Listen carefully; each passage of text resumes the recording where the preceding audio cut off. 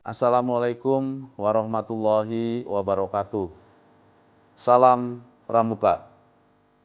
Pada kesempatan yang sangat istimewa ini, saya, Budi Prayitno, Ketua Wartir Daerah Jawa Tengah, dengan penuh rasa syukur dan bangga, mengucapkan selamat atas dilantiknya pengurus Warda Jawa Tengah masa bakti 2023-2028.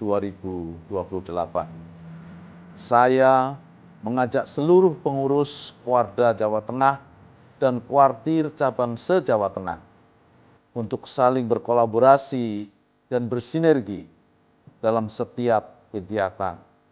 Kebersamaan dan kerjasama yang kuat antara kita semua adalah kunci untuk mencapai tujuan besar kita bersama.